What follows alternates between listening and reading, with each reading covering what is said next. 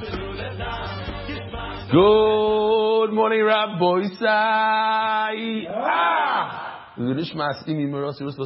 Live in Lincolnwood. Rabbi Sai, we're holding on the bottom of Daf Tzadik Ches on the base. Can you believe it? We're in Bein Zmanim, and we're holding mamash on the Daf. It's unbelievable. We're all familiar with the concept of Batel B'Shishim.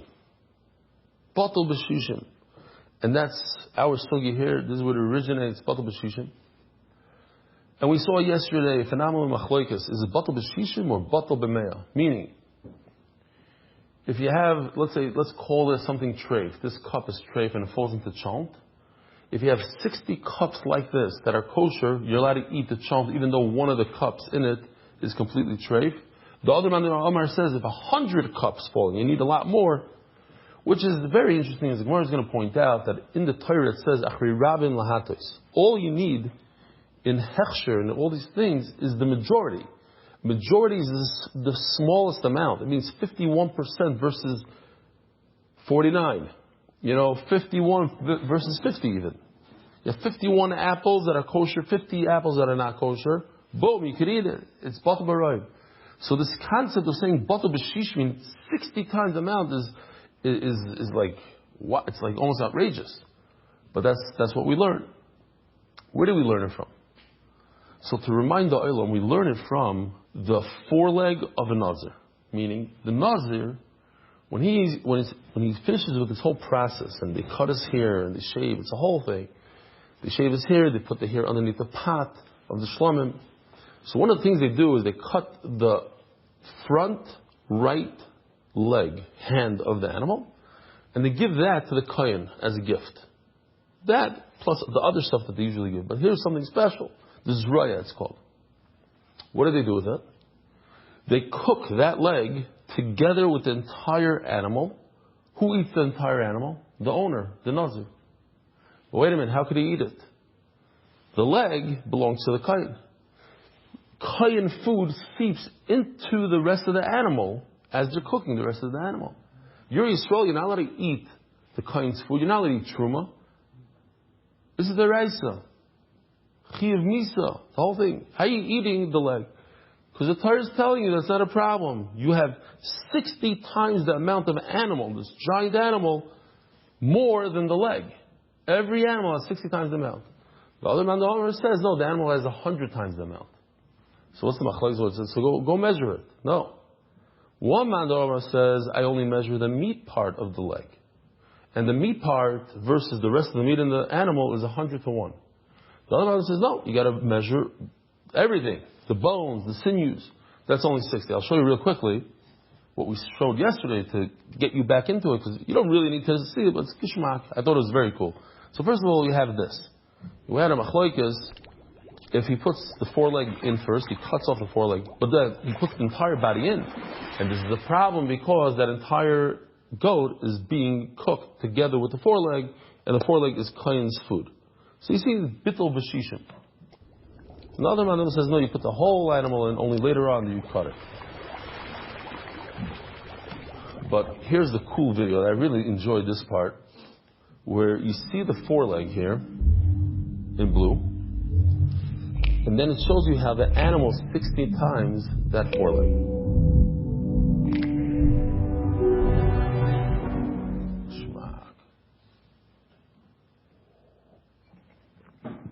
So then the Gemara asks the question. Here's the Gemara if you don't want to look in. Umi yalfino mina. How could you learn to the rest of the Torah this concept of batel b'shishim from zraya, the foreleg of a nazir? Matanya zehu heter haba mechlalisur. That's the whole question. The word zehu. It says in the Brayso, this is a special halacha by a nazir. How could you learn it out to the rest of the Torah? So zehu lemutei mai. What does Zeh come to teach us? What is it coming to exclude? It isn't coming to exclude the rest of the Torah. No. 3 answers. I'm going to go through all 3 answers, but first let's do answer number 2. That's where we're holding. Rav Amar. In other words, what we're trying to address, what is so special about the Zraya of the Nazir that we don't have in the rest of the Torah? Rav Amar le'nitzrucha elo le'tam ki'ikr.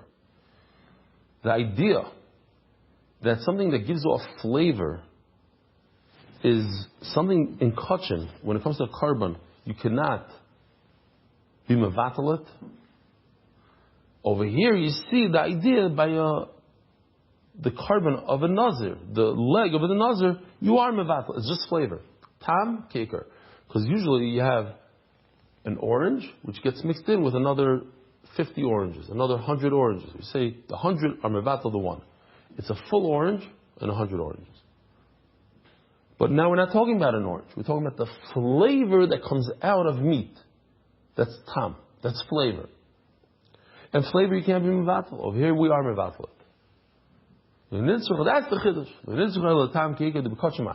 Usually flavor is also when it comes to korbanos. That is the chiddush. That's chiddush number 2. Ask the Gemara. So now we're doing what we call a freebie. We had this exact language yesterday, word for word, just on Abaye's teretz. Now we're doing it on Rav's teretz. But once you see that flavor is not a big deal by a carbonizer, so let's use that idea by all karbanos. Why can't I learn that tam is not ke'ikr by other karbanos? Says the Gemara, Gali Rachmano Gabi Chatos, Choyle Sheyiga B'Bsar Yigdosh. No, there's a pasuk by carbon chatos. That flavor imparted never becomes bottled. How do I see it? It says, Kol Sheyiga B'Bsar Yigdosh, whatever touches the carbon chatos becomes kadosh. Lios Kamoya becomes exactly like a chatos. So, you hear this, you have a carbon shlomim, which is a lighter type of carbon, touches a carbon chatos, becomes like a carbon chatos. For the good and for the bad. In other words, if the carbon chatos is possible, the shlomim becomes possible. If the carbon chatos is not possible, then the shlomim becomes like a chatos. What does that mean? That if you try to eat the shlomim, usually you get 2 days to eat a shlomim, a chatos you only get 1 day. If the shlomim touches the chatos, just touches it, boom, becomes like a chatos, you can only eat it for 1 day. Why? Because it imparted flavor, and you cannot get rid of flavor. Flavor is not batal b'shishim.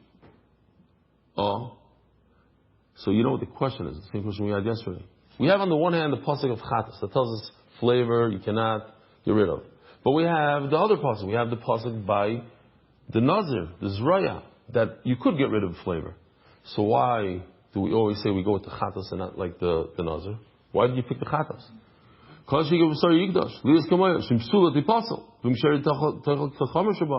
only get 1 day to eat it. Why did you decide to learn from a chatas and not from the nazir and say that you could get rid of flavor? So the Gemara, like we said yesterday, why is zraya of a nazir chiddush?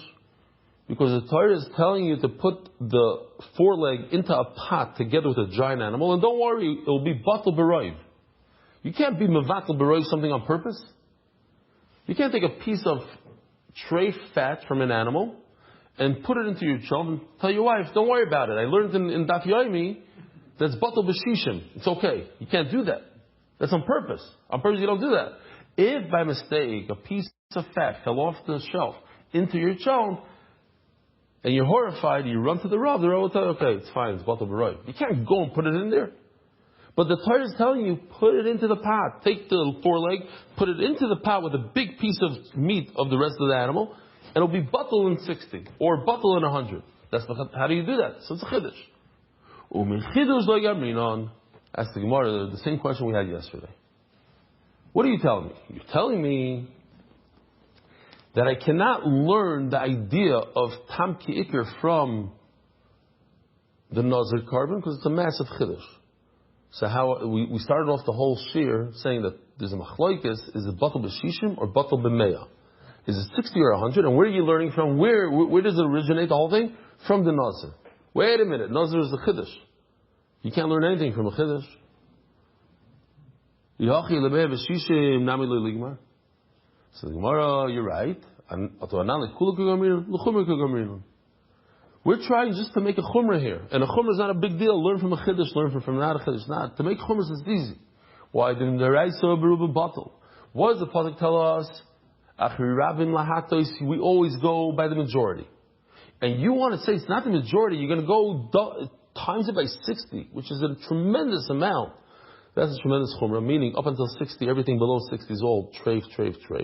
So for chumrah I can learn from the zraya. This is Givaldic. Check this out. If you were here with us, you remember the whole sugya of the Ben Pekua.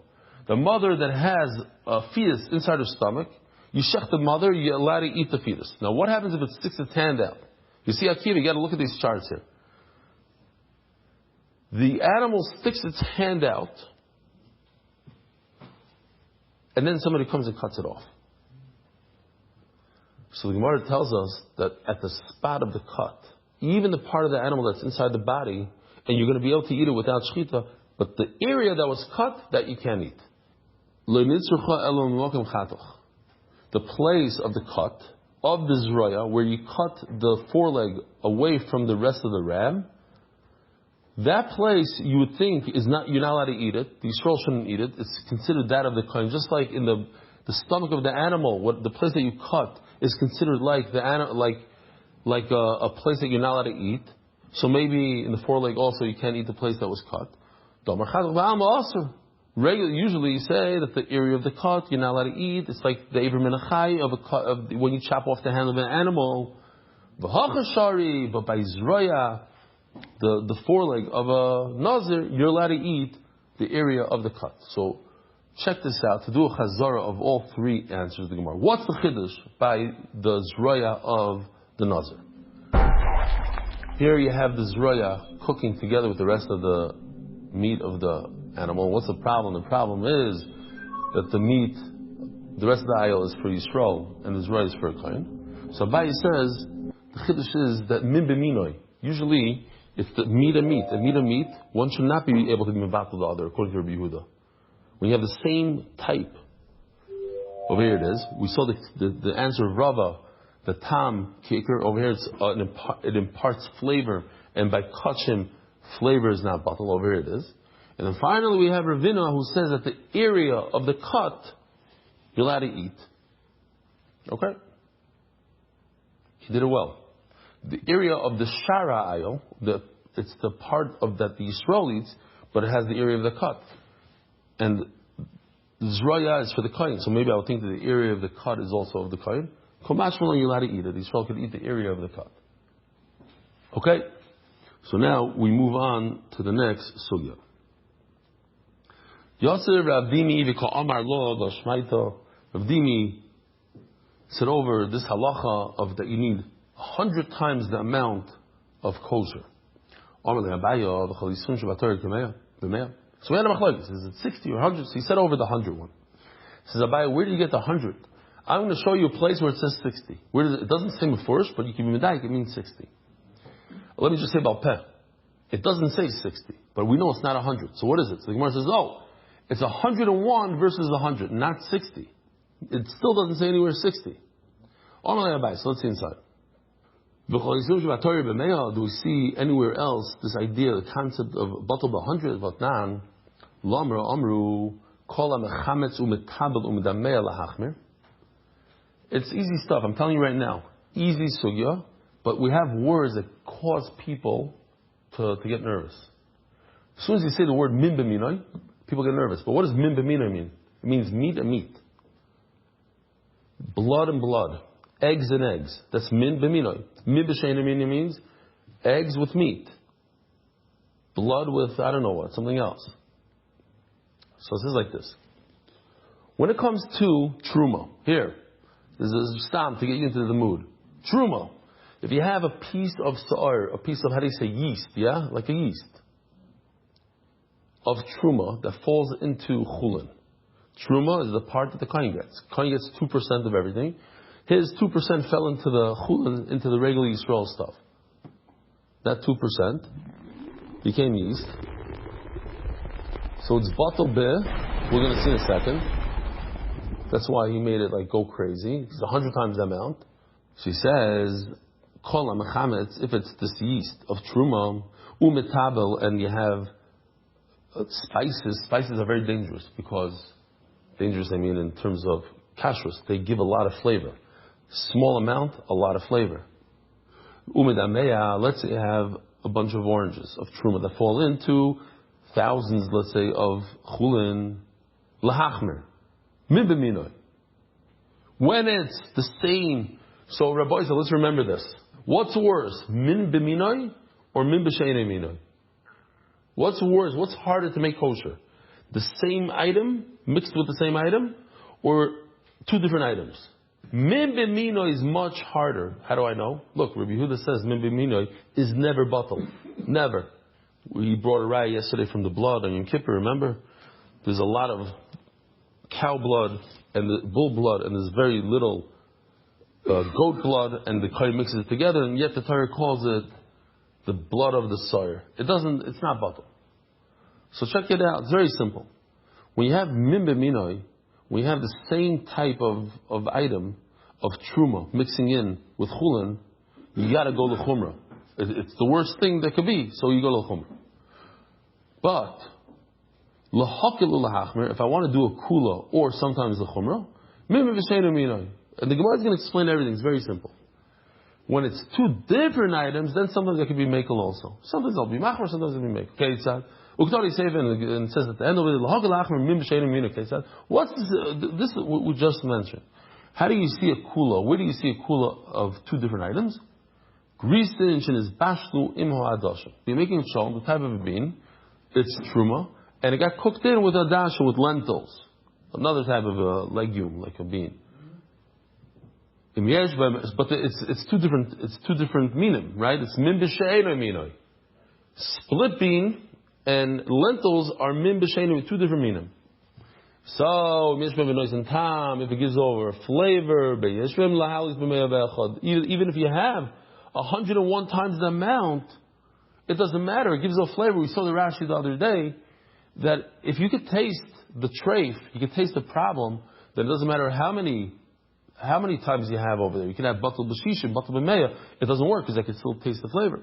We had like the hot pepper that fell into one hot pepper falls into a tashel. It's finished. Even 1,000, you can still taste it. So even if bein yishmem lahalis b'mevechot bein en lahalis b'mevechot aser, it makes the whole tashel aser.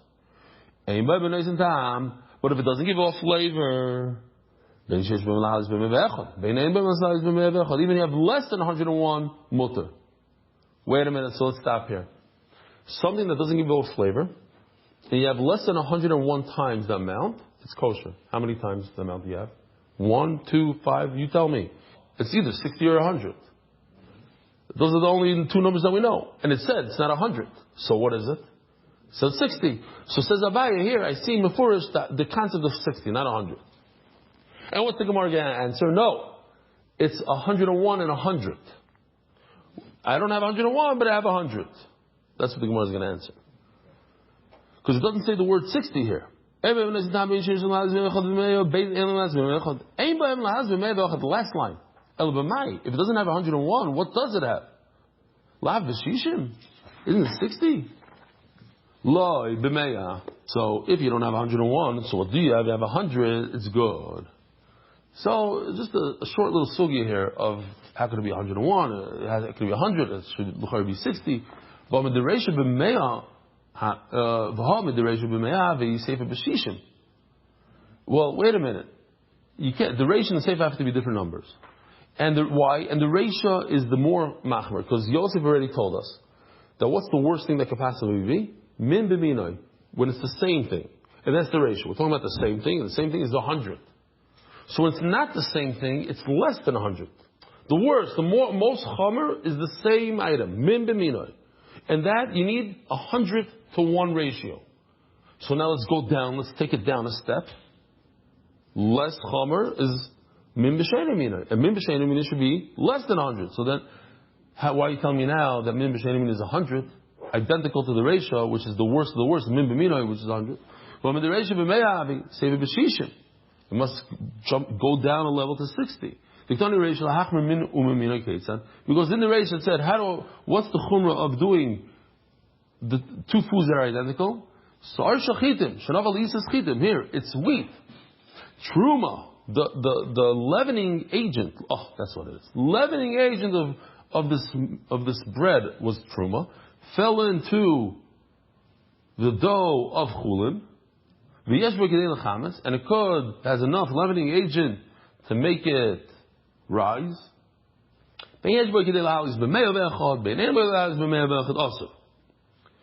Even if it has 101 times the amount, it's still also. Why? Because it gives it's mechametz. Now, if it doesn't have 101, so what does it have? It doesn't even have 101, so even if it doesn't have enough to make it rise, and make it chametz, it's still also. So if it doesn't have 101, what does it have? It has 100. That's the ratio. So the ratio is talking about 100. So then the seifa, which is much less of an issur, because it's min b'shenim, it's two different. It's not wheat and wheat. It's wheat and barley, let's say. So you have to take it down a level. It can't be the same amount. It can't be 100, just like the ratio. Ratio is b'meah. How can it be? Lo, ratio b'meah v'chad, v'seifa b'meah. That's the whole difference. It's a little bit of a letdown. You think like, wow, we're going to drop down a lot. No. The ratio is 101 because it's the big chumrah. It's min b'mina. If it's min b'shenim, 100 is enough. By the way, how do you get to 100 and 101? If a person has fruit, he has 100 fruit, he must give 2 of them to the kohen, that's called truma, and 10 of them to the Levi. So in other words, 10% of the entire produce he gives to the Levi. And the Levi goes ahead and gives 10% of what he got to the kohen. That's trumas meiser. How much is that? 1% of the entire thing. Why? Let's do the math. He took 10 apples out of 100, gave it to the Levi, and the Levi takes 10% of what he got and gives to the kohen, which is 1 apple out of the 10. So that 1 apple represents 1% of the entire initial thing. And the Torah says over there some sort of lashon about being mevatel, whatever. So you see the idea of 1 in 100. The 1 to the 100. Here, let me just show you the video. Because he gives 10 to the Levi, and the Levi is going to take from his 10 apples and give 1 to the kohen. So that 1 apple represents 1 out of 100, and that's where you see the idea of bittul. So they ask, then where do you get the 101? There's a whole bunch of answers. Okay, ask the Gemara. Stop a question. If this leavening agent, it could create chametz. So how come it doesn't become batel in 101? It says Rashi over here. Could it be that powerful? It's that powerful that it overcomes 101 times its amount. Says the Gemara. Ishtik. He didn't know what to answer. So he said, why are you being quiet? Maybe leavening agent is very powerful, especially this particular one. That it's able to overcome, and you could taste it even in 101 times that amount. You're right. You might be right. You just reminded me something. Not everything, not every food has the same power. You need 200 to overcome the brine of fish, and to get the reaper, you need 2 million to overcome it. It's not in dak tamei tziroi aser. If you have brine of a non-kosher fish, listen to this. Revi'is b'sasayim. You hear this? 1 revi'is in 2 saw. So that's the end of the sugya. Only for those who want to be entertained and like math, I'll show you the cheshbon. But otherwise, you don't have to know this, really, because a lot of people get nervous from these numbers. And once you say, Ask Levi Goidu, it's just cool. I'll say it real quickly. Ask Levi Goidu. You look on top, the samach stands for the saw. How many kav? The next one is a kav. Saw, kav, lug. You see on top, samach, kuf, labet. Saw, kav, lug. How many kav are in each saw? You go to the bottom of it, 6. How many lug are in each kav? You go to between the kav and the lug, 4. So it goes like this. In every saw, you have 6 kav. In every kav, you have 4 lug. So how many lug do you have in every saw? 4 times 6. How much is 4 times 6? 24. How do I know? Because 2 times 6 is 12. So 4 times 6 is 24. Now, we're talking about 2 saw. So 2 times 24 is how much? 48. Even in Panovich we knew that. 48. How many quarters are there in 48? 48 times 4. So I'll tell you how you do it in Panovich. It's very, very simple. You pretend 48 is 50, and you do 4 times 50. It's how much? 200. But it's not really 50. You have to take off 2 from every 50. So you have to take off 8. 8 minus 200 is 192. Oh. So that's what he says over here. It's a revius, a quarter in Sasayim, in 200, in 198, in 192. How do we mevatel this seer, this brine? It's 1/4 in 192. In 192 times the amount. In other words, 200 times the amount. 192 is close enough to 200. So here I see that the brine you need 200. Okay, we're done with that. You don't have to know more math. I just thought maybe you'd want to hear the cheshbon. Ask the Gemara a bomb question. What do you want to do? You want to be mevatel the seer, the brine of a fish, in fish. But guess what? That's Reb Yehuda. How could Reb Yehuda say such a thing? Reb Yehuda is famous for saying, Yosef, you said this before. Min b'minoi loy batal. Even 1,000, you can't be mevatel. Forget 200, 1,000 is not batal. So how could you ever be mevatel the seer, the brine of a fish? Says the Gemara, Shani Tzir, I have a Gevaldige video to show you. Shani Tzir, the brine, the Zeya Ba'almahu. It's just sweat, meaning, how do you get this tzir? You pour some salt on it. You've seen the video. He takes a salt spray, he goes, instead of putting on himself suntan lotion, he puts, it says on it, it looks like a suntan lotion bottle. He goes, I just want to explain what the video is. It took me 2 times to chab what's flying. So he sprays on himself salt. That causes him to sweat. But that sweat is not fish. When a human being sweats, is that human flesh? No, it's a sweat. It's not part of his body. You don't count it as part of a fish. אוי, אני נורא מתנצל. עכשיו זה לא כשר. רביעית בסתיים, לוג 4, קו 16, סע 96. וכאן יש לי יותר.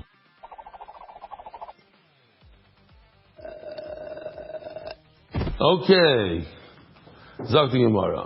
We're almost done here. New sugya. We spoke about the Gidra Nasha. You cooked it in the thigh. The thigh is something that you're allowed to eat. The Gidra Nasha is asim in a Torah to eat. Does the flavor of the Gidra Nasha impart Isser into the rest of the meat?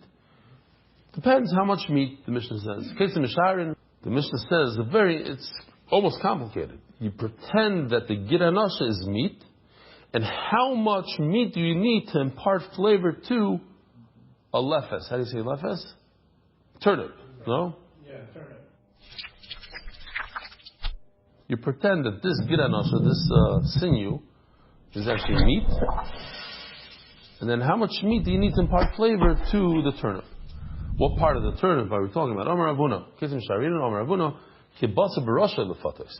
So says Rashi, we're not talking about the actual turnip. We're talking about the leaves coming out of the turnip. Those are much sweeter than the actual turnip, and therefore you need much more meat to give it flavor. And here, that's it. From here to the bottom of the Amud is mamish, like a one idea. The what? Masnisin the loika aitana. The Mishnah that tells you that you have to have more meat, less meat, that's because that Tana holds that there's flavor in the Gidra Nasha. And that's why I need X amount of meat to overcome that flavor. Let's say there's 0 flavor in the Gidra Nasha. What would be the halacha? 0 flavor in the Gidra Nasha. And you cooked meat with the Gidra Nasha. What would happen?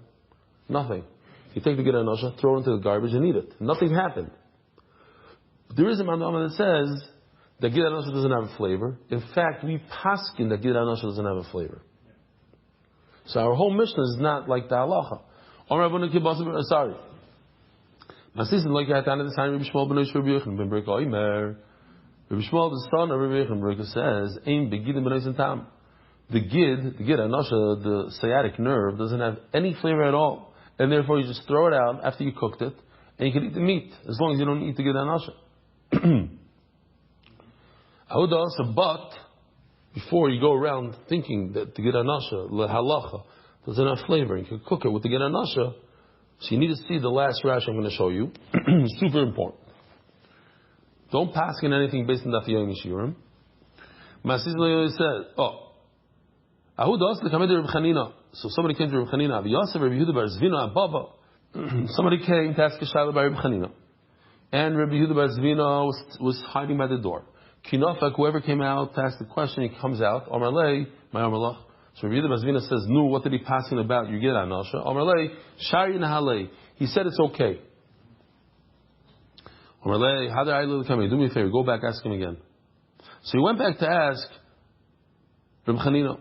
Omar, so Reb Chanina said, "Man hayde come entirely. Who's hiding by the door? Is telling you to come back in? He's giving me pain." Tell the guy that's standing by the door, the person, the Tana, whoever it is that's standing by the door.